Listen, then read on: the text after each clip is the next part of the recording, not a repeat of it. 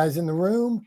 Today we're going to talk about presenting well on video. Our main man Tom's here, Jamie, Alexandra, Tara. How you doing today? How's everybody doing? It was Mother's Day this weekend. We appreciate all those moms out there. I appreciate my own mom. Tom, I wanted to start off. I'd like to go to you and think about, it was Mother's Day. Last week we talked about that you are having a beautiful little baby, Isla, I believe the name was. Is there a moment or a thought on your mom, like overarching theme of your mom in your life? Well, all right, first of all, you're right. To clarify, I'm not having a baby. My wife, Becky, is the one doing the majority of the work. Up to this point, she's 32 weeks.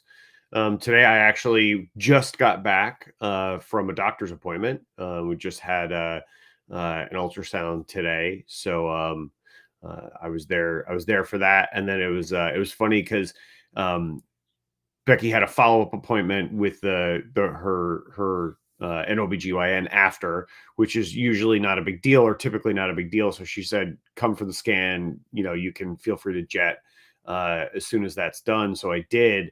And then she texted me when she got out of that appointment and said, it was a good thing you left because it was completely like sort of a useless appointment. Essentially, she sat there and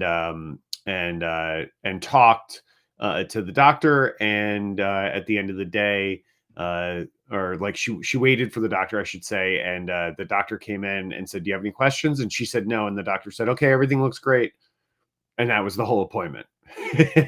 So I guess good news. But yeah, I mean, I think the thing is for me, like what comes to mind when when you think about moms and Mother's Day is kind of universally, the amount that moms, in particular, really sort of make sacrifices for their kids, right? And I think that's a pretty universal thing.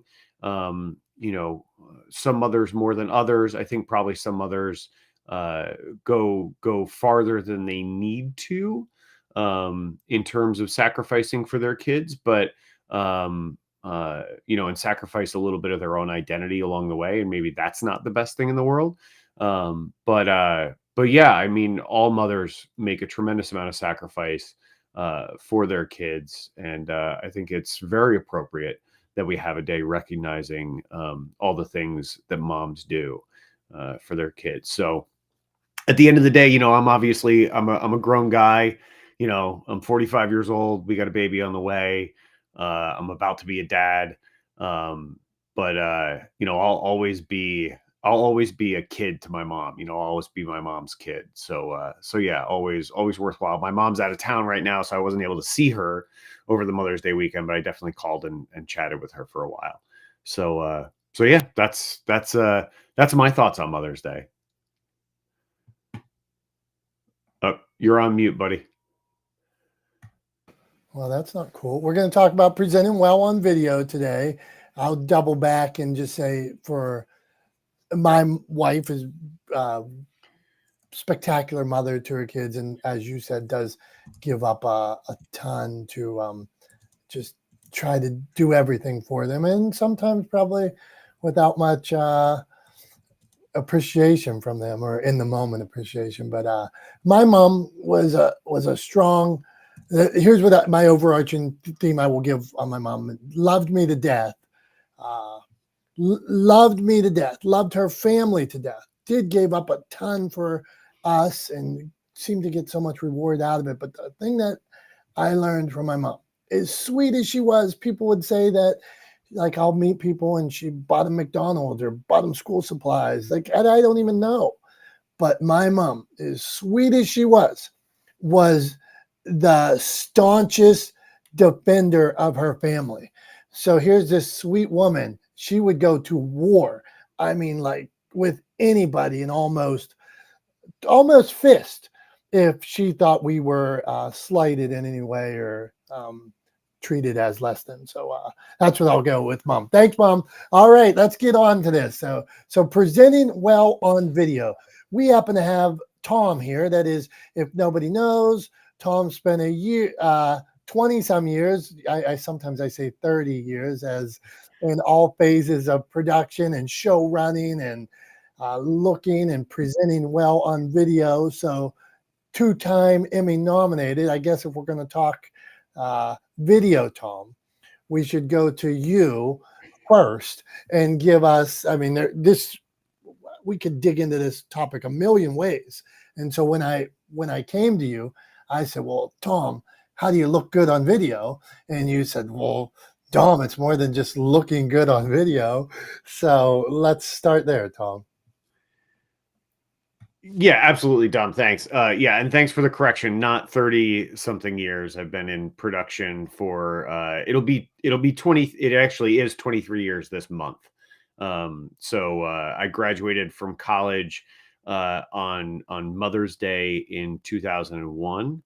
And 8 days later, I started my first job in production in television in the entertainment industry. And yeah, as you said, I spent 17 years in the entertainment industry before I left that world behind to branch out on my own and start my own business, working with businesses and organizations to help them communicate more effectively with the communities that they seek to serve.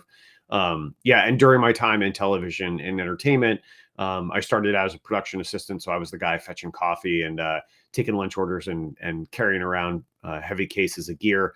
But by the end of that career, I was a showrunner and series producer, so I was overseeing series-wide production of television shows, so managing multi-million-dollar budgeted productions for production companies and networks like NBC Universal, the BBC, Discovery family of networks. So yeah, and proud to say that the content I've created has been, broadcast globally and viewed definitely in the hundreds of millions, if not billions of times around the world.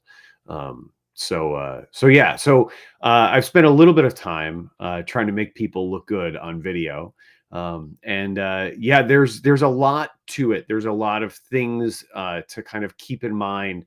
And I'm going to try not to get super nerdy about it, but I think really the way you approach looking good and presenting well on video, because it's more, like I said to you, it's more than just looking good, right? It's about how you sound. It's about how you speak. It's about what you say.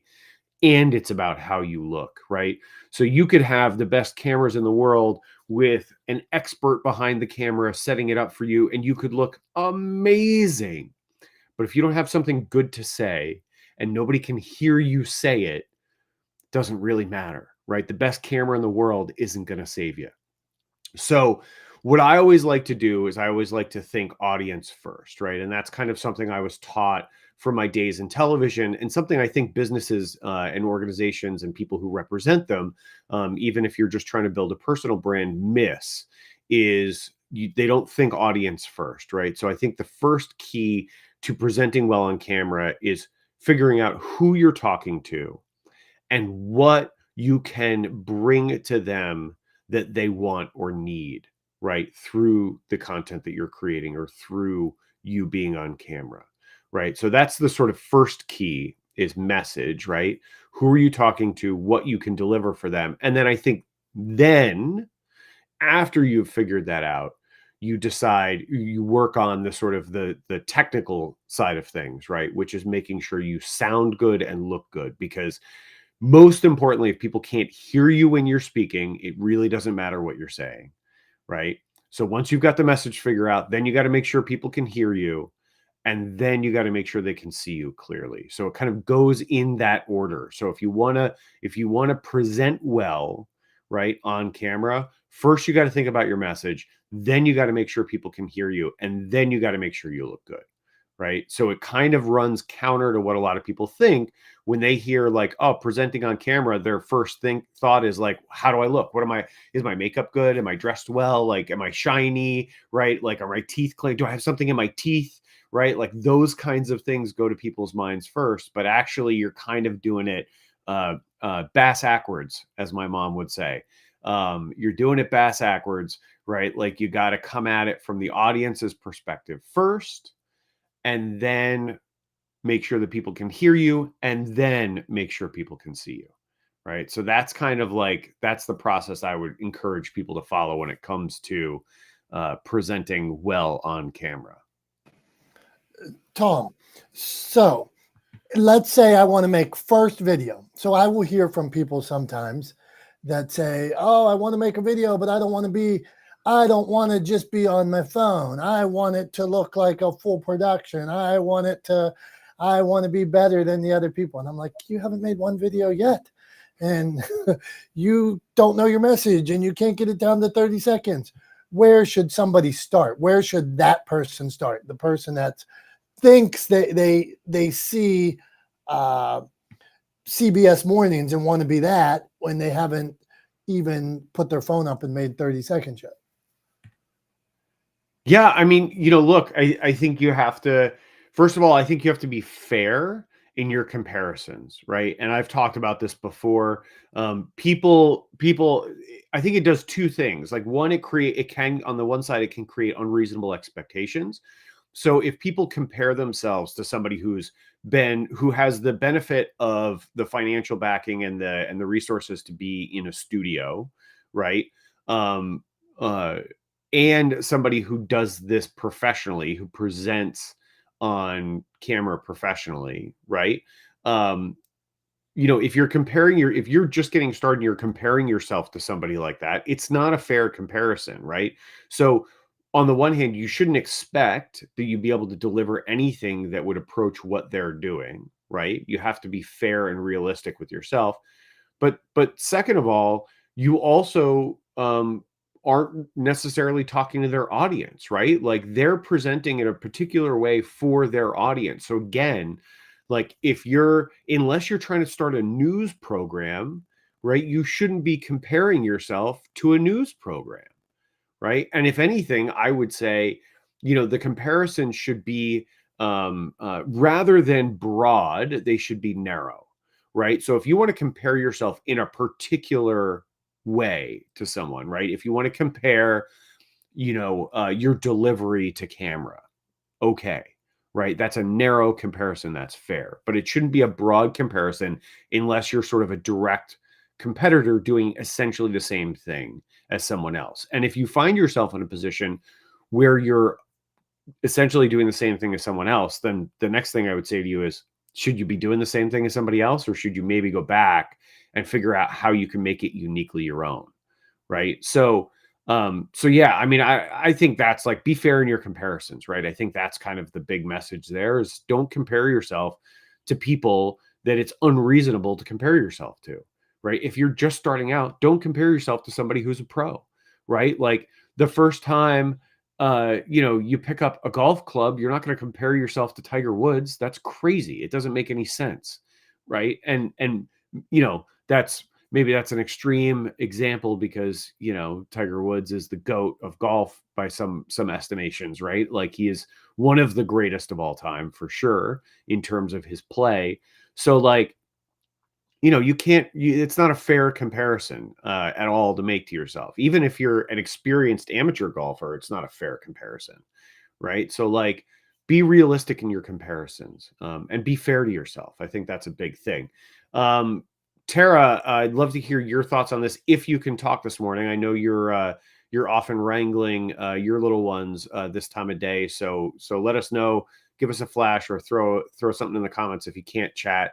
But if you can, we'd love to hear your thoughts. I know you work in production as well, and you got some thoughts on this. So let me know if you can chat. I'm going to take that as a no. Okay, so yeah, and Tara, if you can, just comment down on the side. And anybody watching on LinkedIn, feel free to comment, ask a question. We're coming, John Day. Hey, what's up, Jimmy? Those are a few of the people listening live here on Clubhouse.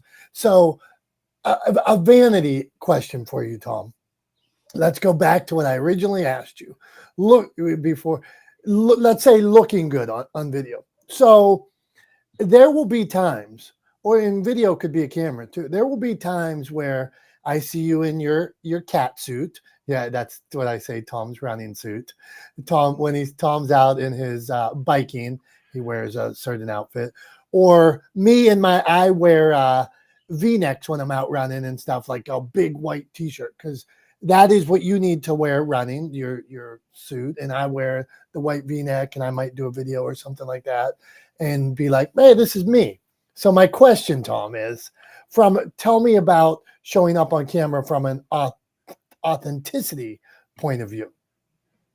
Sure. So first things first, I'm going to push back, as I usually do, on the Catsuit. It is like, I don't even know it. When you say that, people are like picturing, at least, I don't know, people our age, right, are probably picturing like Michelle Pfeiffer as Catwoman. Check. In Yes, check.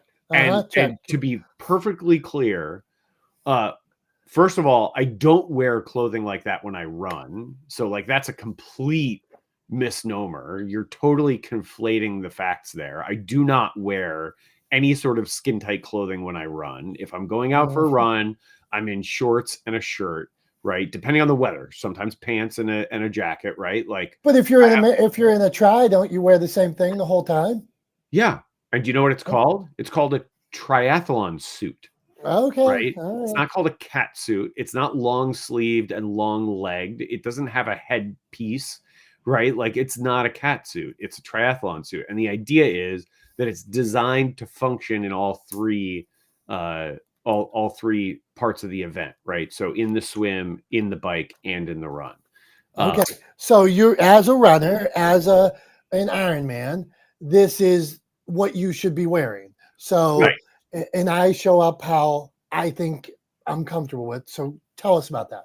Yeah. Well, and so one more thing, I wear tri-suits sometimes in training, right? But only in race specific training. And I really only wear them in races other than that. Right. So there's that. The other side too is I wear cycling clothes when I'm cycling, because that makes sense. And I wear running clothes when I run, and I wear swimming clothes when I swim, right? Like, so you wear the equipment for the event you're doing. And then in terms of, authenticity, when I show up, if I'm creating a vlog, like, I started another vlog this year for my training for this Ironman, because things are going to get interesting in about a month or a little over a month when the baby comes. In 6 to 8 weeks, when the baby shows up, most likely, like, things are going to get a little interesting in terms of my training. And so it'll be fun to see how things go. But in terms of showing up authentically there, like, sometimes I'm in my cycling clothes. Like, would I choose to go out in public in that outfit? Like, generally speaking, like, if I'm not riding my bike, absolutely not. Like, it's skin tight, Lycra, right? Like, because that's what cycling clothes are, right? Because for a number of reasons, like, one of which is you don't want a whole bunch of stuff flapping around you all the time to get hung up, to get caught up. It actually gets really annoying, that sound of flapping clothes as you're riding a bike. Like, if you're spending hours and hours on a bike, gets really annoying. So there's a whole host of reasons, but, like, at the end of the day, I'm wearing the appropriate clothing for the activity that I'm doing, in the same way that you would wear, like, you're not going to go put on a suit to hop in a pool, right? It doesn't make any sense. And so similarly, I wear what I'm wearing, but the flip side of that is I don't try to hide it, right? Like, I'm wearing skin tight. Like, would I normally take a picture and post it on the internet of me in, like, skin tight clothing? No. Out in any other context, I would never ever do that. I don't own any clothing that's tight like that that I wear in any other context, right? It's only in the context of the athletic pursuits that I'm involved in. So but that said, I'm happy and perfectly comfortable to post that stuff on the internet and share it, because it's authentic, right? It's true to who I am and what I'm doing at that time. Contextually, it makes sense. So that's, like, from my perspective, that's really important, right? That authenticity, that level of authenticity really makes a big difference. And people recognize it, right? Like, I'm not trying to hide anything. I'm not trying to pretend I'm something other than I'm not, right? Like, I don't change clothes for when I'm, if I'm going to film a vlog on the bike, I don't suddenly throw something else on. So I'm not wearing, my cycling clothes. I am who I am. I am what I am all of the time. And I don't try to hide that. And I would encourage other people to kind of take the same approach, right? Because ultimately, that's what resonates with people, is that level of authenticity. I heard somebody say recently that like they largely attribute the success of podcasting, right, as a medium, as a genre, to the fact that people in podcasts are generally pretty authentic, and that level of authenticity is really what has led the medium to explode the way it has. I mean, you think about it, podcasting has been around a relatively short period of time in context, but it's really blown up because people tend to be incredibly authentic on their podcasts, and in the interviews and conversations they have on podcasts. And so I think that's a really important thing. I'm sure John Wiley has something to say about that too, with his time spent on radio and syndicated radio, and approaching authenticity. So how do you present authentically, John? How do you tackle what can sometimes be a sticky issue for people? Well, it's because from what I was taught, they overcomplicate it. They don't understand what authenticity really means. And really, what it means is don't lie about who you are, because your listeners will catch it. It might not be right away, but they'll catch it later on, and it'll be over something obscure that you didn't even remember. So when you do, what you do is you create an on-air personality or on-air persona where you know your role. You know your role as a broadcaster, or you're creating a show, whatever it might be. And what I was taught to do, is use elements of your personality that are true. You can exaggerate the really good stuff. You can downplay the good stuff. You can exaggerate the really bad stuff. You can downplay it, but to sound larger than life. And that way, you're always going to be saying the same thing. You're consistent. What I'll say is this: the best thing for people to remember is something that's been told to me for years: is everything about you is not for everybody every time. So when you're doing a show, whatever it is, remember the production element first and foremost. Who's consuming your show? Then you as a personality, what is your role? And when I think of authenticity that way, it makes my role a whole lot easier. And I don't have to ad lib, and I don't have to worry about filling in spots and getting all that imposter syndrome and all that other BS. Now, before we go further, I'd love to hear. I love the catsuit analogy, by the way. um, do you know right now? Someone brought this up in another room. You know, right now on stage in Clubhouse, I don't know about Tara, but you have 3 international best-selling authors included: Dominick, Tom, and myself, from the book Creative Con. That's no small achievement. So I'm not saying you need to say what we're doing, take what we say to heart. But I'm saying is that these 3 people, not including myself, really know what they're talking about. And even though we may disagree at times, they bring great points to the table. John, man, thanks for that. I appreciate your going down the authenticity role. And yeah, we are experienced here. I mean, Tom's got all the years in production. I've helped hundreds of people write books and share their story. I have a TV show that's on in 8 states. And when I go out and do it, I am myself. So I will wear the V-necks. Me and my buddy screw around. We make fun of each other.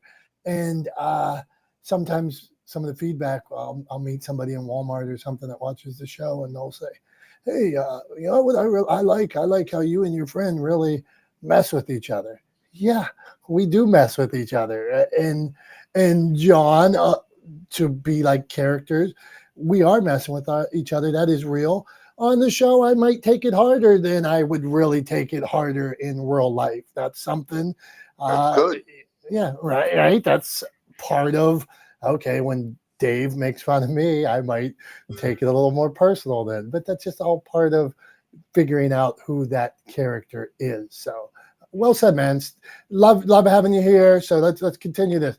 Tom, I think one of the things me and Tom are trying to do is make sure that we let everybody know that we're appreciative.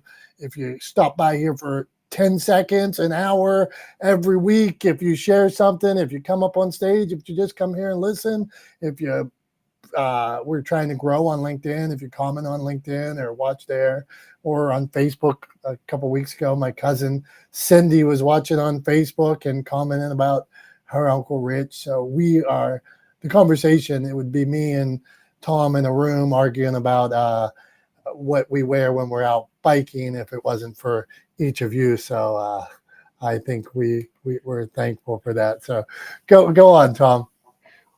Can I? Hey guys. How you Yeah, go ahead, doing? Tara. Tara, what do you got? Well, I was just I'm counting money for my PTA.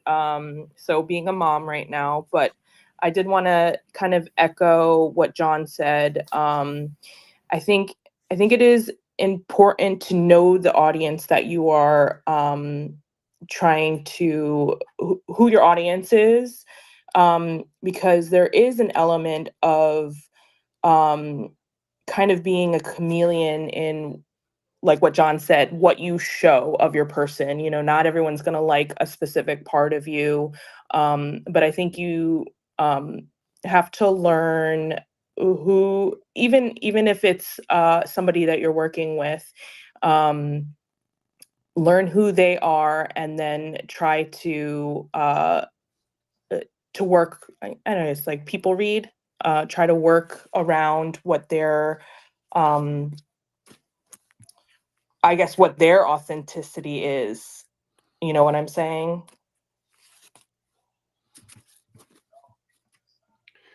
Yeah. So like, I mean, yeah, I think I mean, tell me if I'm wrong here, but Yeah. what I'm getting is like basically what you're saying is, you have to be true to yourself, but you also have to make sure that you're kind of meeting your audience where they are too, right? Right, exactly. I have a goofball part of me, but that I can't share all the time. You know what I mean? I can't always, the way you guys are interacting with each other and talking about catsuits, there's a place for that. You know what I mean? So, yes, you can be authentic, but to a point, based on your audience, I guess is what I'm saying. Yeah, I totally get that. First of all, I just want to say, like, you are now the third person. Actually, all four people now have used the term catsuit, and I'm really annoyed at Dom about that. So let's just be being really authentic there. Super unhappy about that. Well, you know what? I think, Tom, I want to applaud you, because I think you are one of the people who actually has one of the best personal brands that I've seen. You always look like Tom from Talex. You know what I'm saying? You always look, I think you're always you have a uniform and you're always looking good on camera.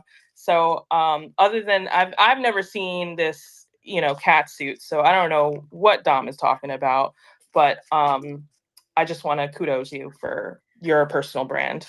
Thanks, Tara.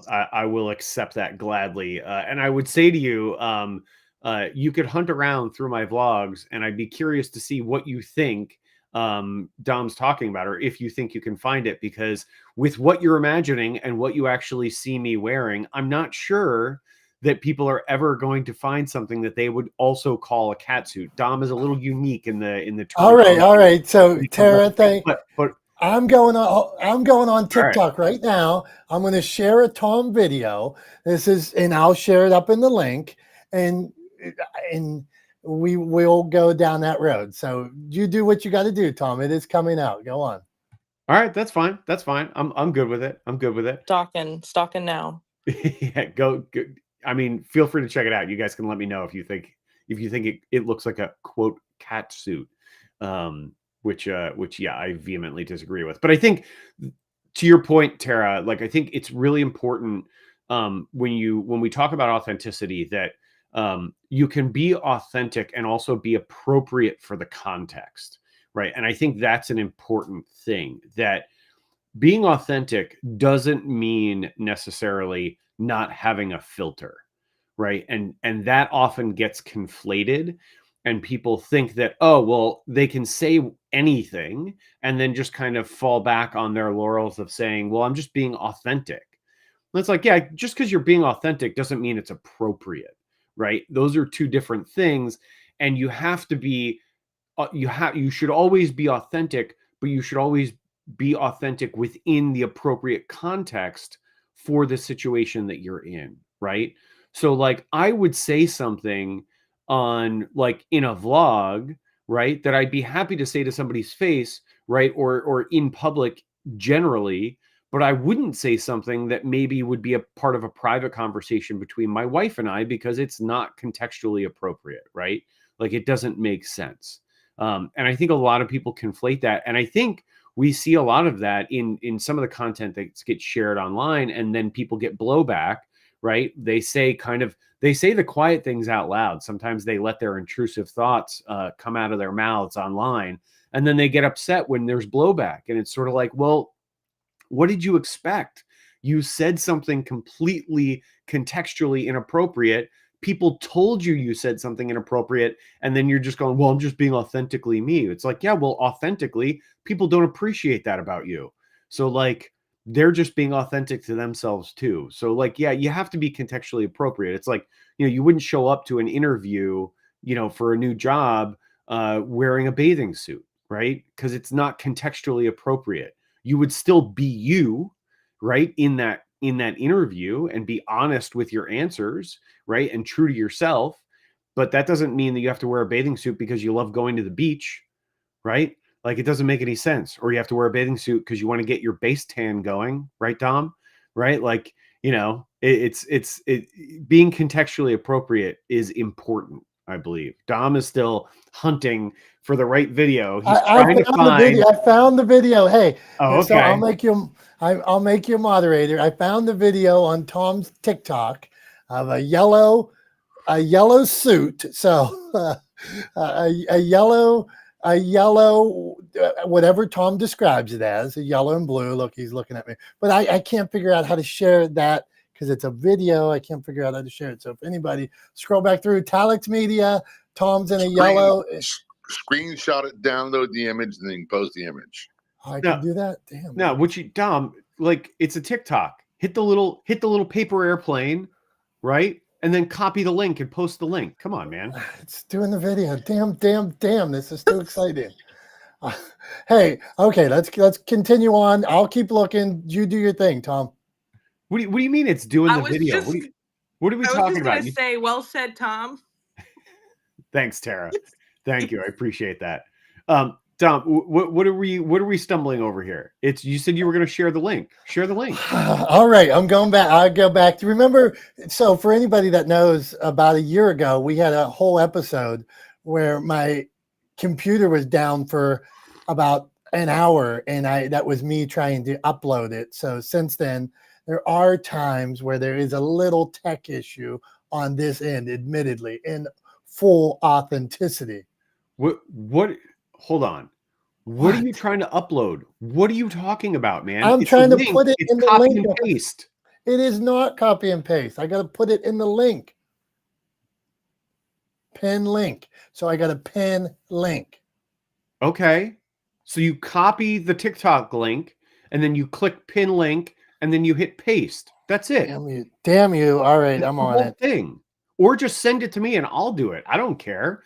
Like, but man, we can figure this out. This is not a technological hill we should die on here. Oh, there you go. Tara just posted a link in the chat. How do you like that? She's showing you up. I like having Tara here. I'm a fan. Anyway, while Dom tries to figure out how copy and paste works in 2024, you bring it on. Now see, Tom's cranky, so I got it. So any of you that don't know, this is real. I got it up there. So look at it and tell me what you think about this suit. And I see my friend Jeff Ravilla. John, you would love this guy, Jeff Ravilla. He just created a whole studio. He bought a whole building to do live streams, renting a building. He has a trivia show if anybody wants to be on it. message down. We'll get you some. I've been a guest on the trivia show before. Jeff, what's the name of the trivia show? It's slipping my mind right now. It's the best, and Jeff's the best host. So he is always elevating storytellers. So anybody, look at the link. And now we're back to this. We're sidebar. Look at the link and tell me. Put it in the chat or whatever. What do we think? Tom took offense when I used the word catsuit. Sometimes you put your foot in your mouth. I guess I put my foot in the mouth, saying it's catsuit. You can call it whatever you want to call it. I mean, sometimes I'm the butt of jokes here. So anybody, if you watch this video, tell us your thoughts. Let's look at the bottom. Okay, Tara, who you write about Tara. She is a supporter of you. She says athletic suit. Okay, Tara's known Tom for like 40 years. No, full disclosure. No, Tara and I have known each other about, I don't know, I'd say probably 4 or 5 years. Tara, that sounds probably right. Like we've kind of run into each other over the last 4 or 5 years, but Yeah, I think so. yeah. But yeah, in full disclosure, Tara works in production. Also, she works here in the Hudson Valley. She's a producer and coordinator, and yeah, we've co-founder of the Cine Hub. Yeah, and co-founder of Cine Hub, one of the local sort of multi. Go ahead, Tara. Resource centers for film and video production. There you go. I was going to say multifaceted media production houses was what I was. We could put that at the as a header. There you go.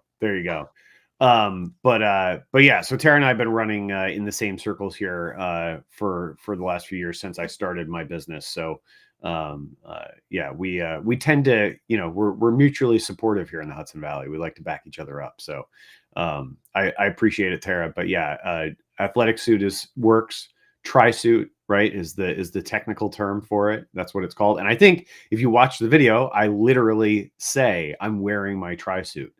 So there's that too. But anyway, Dom, what do you got? I was thinking about, I just wanted to double back on something John Jay said on this showing up authentically on video or on your podcast and showing parts of you. This is a point where we get into sometimes that, like me and Tom are big on sharing your stories, authenticity. Sometimes people get the vibe that we're saying, share everything. And I call that show up and throw up, where somebody wants to tell you their whole life story from A to Z. Well, that doesn't fit, but maybe E fits at this point. Some portion of it fits. Show up, and like I think John was getting to the point. Okay, find the part you want to show, where it fits, but that piece is authentic. So like you could get me sometimes talking about fatherhood. Fatherhood is not something I talk about a lot because there's a lot of fathers better than me, and I wasn't always great. But in the space where we're talking about fatherhood, I would show up authentically and share the piece of fatherhood, whether it was how my dad raised me or a portion of what I wanted to share. There is no way in hell I'm going to share all the ups and downs of fatherhood, good or bad, and different from my dad or me to my son. I'm not going to do it. I'm never going to do it, but I'll share a piece, and that's what you get. That's how I will show up authentically in that space. So Tom, back to you, and then we'll go over to Julie. Go on. Yeah, I mean, I agree with you. I mean, one of the things that, Becky and I've talked about, right, as we said when we started out here this morning, we've got a baby on the way. And we've had conversations about, like, because it's something you have to talk about as a parent, right? Coming in, bringing a kid into the world of 2024 is, are you going to share pictures online, right? And the thing we decided and we agreed on is, no, we're not going to. Right. We're not going to post pictures of our daughter all over the internet. Because at the end of the day, and especially not, there may be some pictures of us like as a family and things like that. Fine. Right. But there will definitely not ever be any pictures of her posted on the internet of like her in the bath, like even as a baby. Right. Because like she's got no say in that. And we agree that we don't want to we don't want to fall into that trap, which is something that you see like kind of upsettingly, increasingly more and more of, is people who are leveraging their children, right, for personal gain, right? So they're leveraging their kids for personal gain, and it's sort of like the social media equivalent of like the old showbiz parents, right? Who like leveraged their kids for financial gain, who put their kids on TV and in commercials and acted as their agents and took their money. Not dissimilar to like what we saw happen with Britney Spears over the last couple of years with the conservatorship and all of that. That there's like it's kind of become rampant on social media that parents are leveraging their kids, for financial gain, and not that that's really necessarily an option for us, but we just decided, look, until she's old enough that she can weigh in, right, and say for herself, then there's really not going to be, she's not going to have a presence online. I'm sure we'll share the occasional family photo and things like that. It's not like we're doing a total boycott. No matter what, you'll never see a picture of her. We're not doing that. But we're just not going to share a ton of pictures of her because we just don't see it as a need, right? The one thing we did do is we got some smart picture frames for grandparents. So we're able to upload pictures to grandparents like on a regular basis and send pictures to them so they can see her, on a very regular basis, which is pretty cool because some of her grandparents live on the other side of the country. So we thought that was a great idea. But yeah, I don't know. That's just something we're gonna do, and to each their own. But yeah, it's just something that popped into my head. Coming off the tail of what you were talking about there, Tom. So wanted to share that. We got I think we've got just a minute and then we'll go to show and tell. So maybe we'll go to Julie and then we'll hit show and tell. How's that sound? All right, Julie, we're talking about showing up on video. You help people. You're a publicist, you're a publisher, you're on video a lot yourself. So any thoughts, tips, or how-tos from you, Miss Loken, or how-to for your clients? Well, I'm going to give Tom a little pushback. That's the reason why I had children, so I could make money by putting their image everywhere. And I'm just teasing, of course. The quite honest truth is that my kids hate it when I post any picture of them right now, so I hardly ever do. And I'm curious, and this is probably another topic, but with the way the internet's going, the way we're creating digital imprints, if we are putting all these pictures of our kids, that their identity could be stolen. Like there's so many weird things people do nowadays. I mean, that's a smart way, Tom. I would not, protect your daughter's image at all costs, for sure. And I love videos. That's all I've got to say about that. Thanks, guys. Hey, thank you, Julie. You brought up something interesting that nowadays so many young children so many people are into video. They see YouTubers, they see all this stuff. So a lot of our children might someday make a living in that world. So I do believe in encouraging them to do their thing safely, watching over once they get to a certain age.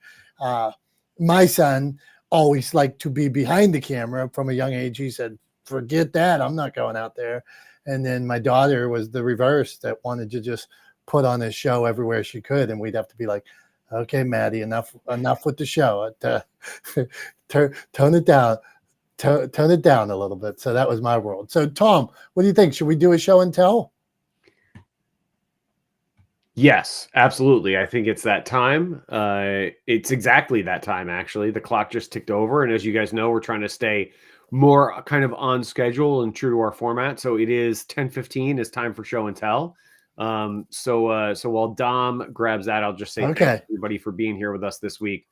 We appreciate you guys. We appreciate you guys being a part of it. Glad that Tara was able to speak a little bit this week, that her house is a little quieter than it was last week, especially because she was backing me up on everything I was saying. So always appreciate that. But yeah, glad to have you guys here. We'll get to you, Jason and Beth, in a second, right after Dom shows and tells us about something. Okay, I think this is a good one because I feel like I'm on Tom's nerves a little bit today. So you will appreciate this that I think will agitate him even more. Today I'm going to show the greatest pair of headphones of all time. They work every time. For years and years, they've been with me. I've glued them at times. They don't fall off my head. So to me, they are perfect, and they weren't expensive. Although sometimes when I run down through the college that's here in my house, I'm a little bit embarrassed when the students are there because I'm thinking they're looking at this old guy with these funny headphones. But to me, here they are. Look at that one. It's ripping a little bit there. The most beautiful of running headphones. They work. They don't work on my bike anymore because I'm wearing my helmet now. But for running, they don't fall off. They're so good. I can hear. Sometimes these little Apple ones I can't hear. But with these, I can hear beautifully. Look, I glued them, used some super glue, but now it's falling off. I think I got to glue again. But man, I can look how cool I look, man. I'm like 80s exercise video. So the greatest pair of headphones that ever existed right here, Tom. Yeah, they were inexpensive because they were free when you stole them from a Delta flight. Like, that's what they look like. They genuinely, I actually had that thought when I saw you posted a picture wearing those the other day. And I actually genuinely had that thought was, I wonder what airline he stole those from, right? Because they look like they're like in shape, like in form factor. They look like the free headphones they used to hand out before they went to the earbud design, right? The ones that they would hand out that you had to give back at the end of the flight. They would come around and collect them at the end of the flight. Probably about 10, 15 years ago, they used to do that. That's what they look like to me. They look like free airline headphones. And hey, man, like, look, if they work for you, that's great. I think the only thing I would add is the best pair of running headphones to you. Because I think objectively, and if you broaden outside of just Dom's world, right? Just even by like a couple of people, that sentiment would quickly shift, and that you would find that those were no longer believed to be the best running headphones in the world. And look, a lot of people have a lot of differences of opinion there. The running headphones that I use, I don't have them in front of me and I can't show them to you. But they're bone conducting headphones. So they don't actually go in my ear. They kind of sit like just in front of my ears, right against your skull there, like right in front of your ears. And they work fantastically. And the nice thing is, because they're not in your ears or covering your ears, they don't block the sound around you. So you can hear whatever you're listening to great, but you can also hear if there's a car coming, which is really nice when you're out running around on the road. So Tom, those might be second best to mine. How much those cost? I see you with them. They look nice. They look pretty good, and that makes some sense. So I may never get rid of these, but the basic cost for the ones you're talking about. Around $100. Okay. They're Bluetooth. They're wireless, which I don't know. Have you heard of Bluetooth? Are you familiar with that technology? Yeah, isn't that cavities people get? Yeah. So there's no wire going to your phone, which is nice, especially when you're running. So there's nothing to kind of get tangled up in or anything like that. You don't have to fish wires down your shirt, all that kind of good stuff. But they're super comfortable. They work really well. I really like them. They're about $100. They're also waterproof and sweat proof. So like, you don't have to worry about if you're out running and you get caught in the rain, they'll work fine. No big deal there. So I really like them. They're made by a company called Aeropex. And I think they just go by Aftershocks. I like not having something in my ears when I'm out on the road, because I think it's safer. I believe it's safer to be able to hear the world around you when you're out running on the street, because you never know. The other thing is I also don't like running with in-ear headphones, because you get that sort of like heartbeat like thing when you have the in-ear headphones that kind of block sound. and fit in there firmly. And I don't really like that either. I find it kind of distracting. So yeah, I don't know. That's my thought. I would encourage people to look them up if they're looking for athletic headphones and aren't in a position to steal a pair from American Airlines anytime soon, like Dom. So anyway, Jason, Beth, welcome to the room, guys. Glad you guys are here. We're going to get to you right now. So the topic is how to present well on video, right? We're talking about presenting well on video. So I started out by saying that I believe that it's, you kind of have to approach it with an audience first perspective. So who are you talking to? Then make sure they can hear you, and then make sure that they can see you clearly. So that's kind of my approach to how to sort of very basic level, how to present on video. So Jason, what would you say to people? What's your number one idea or thing that you think people need to keep in mind to help them present well on video?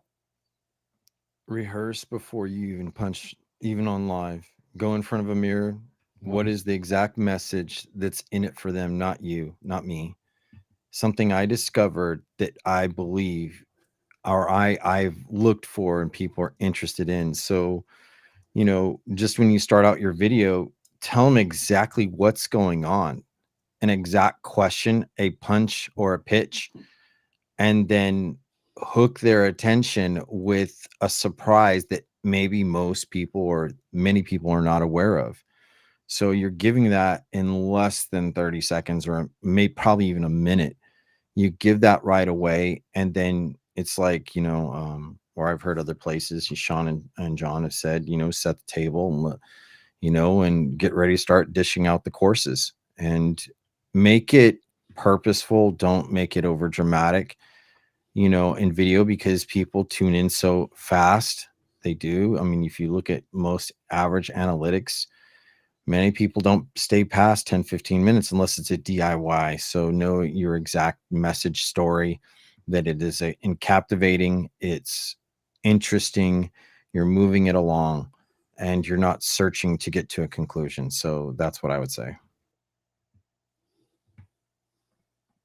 Nice, man. Nice. I appreciate that. I think that's really good advice. And especially where you started with that, the rehearsing, right? I mean, that's like, I think that's incredibly, incredibly important, and something that people don't do is like, just give yourself a dry run, right? Especially if you're doing a short video, give yourself a dry run, or don't script yourself, but give yourself, if you're doing a live and you're going to be talking for a little while, give yourself some bullet points, right? Or a guideline. Like, I'm going to spend a few minutes talking about this, and then I'm going to go to this. I mean, Dom and I did that. Full disclosure, Dom and I did that with this show, right? Like, that's exactly like we created what we call a show clock, right? Like, I mean, that's the industry term for it, but we created a show clock. And so I can glance up and I can see what time is it. And I can look up at the show clock and I can say, okay, it's 10:24. We're coming up to 10:25. 10:25 is when we start doing the wrap up and closing the show for the day. So like, that's my show clock. So we're creeping up on that. Dom just asked me if I'm ready for the wrap up, and full disclosure, just being authentic, I'm not sure what I'm going to talk about yet. Hey, it happens, Tom. There's nothing wrong with that. I wanted to go back to Jason on the purposeful thing, just on this thought. So Jason, I love what you said there. I love the idea of practicing. I love the idea of a couple notes. I love the idea of, I'm going to hit this, this, and this. I'm gonna hit this, this, and this. I might even tell the people, I'm gonna give you 5 tips. I'm gonna give you 3 tips. I'm gonna do this. I'm gonna share with this today. Me personally, you want to make me mad? Ramble and waste my time. I need to know what's going on. I feel like sometimes I'm gonna clean this up here. Sometimes I feel that if I pass away someday, and somebody has wasted my time, I want to go back to that person and be angry at them because you wasted 5 minutes of my life. So to Jason's point, purposeful, a little outline, a little bit of practice. Don't just get on it. Well, what are we going to talk about today? What are we going to do now? Come on, man. Your audience, to go back to John Jay, your audience deserves better than that. Show up with a plan and deliver on it. So thank you, Jason. It's a big thing about rehearsing. And just to add, there are plenty of tools. Like, I found a tool for a prompter using my iPad, right? You can, many people in their broadcasts, they get sidetracked very easy. Like if there's someone, say like you're interviewing somebody and they have a counterpoint or they have a point that's kind of going out left, remembering where you're at in the conversation in your brief, whether it's an interview or just you solo, you've got to remember the points that where you were last at, where are you punching from that point to the next and go forward. So look at the tools you can use. It's, some people say don't be too scripted or whatever. I'm going to tell you, if you are in front of a stage of 50,000 people, you're going to be more embarrassed in front of those 50,000 people when you're ill prepared, when you don't know what you're going to say, when you're just winging it. But when you imagine you're in the arena and I'm in the mirror and I'm imagining 10,000, 50,000, 100,000 people, I literally am thinking I'm not only going to slap you in the face, I'm going to throw water on top of you. And then I'm going to say, guess what I've got for you? I'm a magician. I'm not going to lay everything out just like that. You have to think. People are so distracted with so many different notifications, blips, devices, and everything else, and you only get them for a limited space and time. So either you make it the best you can and believe in it, or you're going to fail by guessing and wandering and just trying to connect and being meaningful. So I'll tell you that. Thank you, Jason. What did they say? Planning, failure to plan is planning to fail. So 100%. All right, it is time. It's that beautiful time of day where we go to our friend Tom for a wrap up. Tom, summon something that brings it all together for us. Thank you all for being here. Tom, what do you got for us? All right. So here's what we got. I'm gonna give you guys a little exercise. It's something I've given you guys before, but it's been a minute since we talked about it, and it's really appropriate given the context of this conversation. So I'm gonna share it again.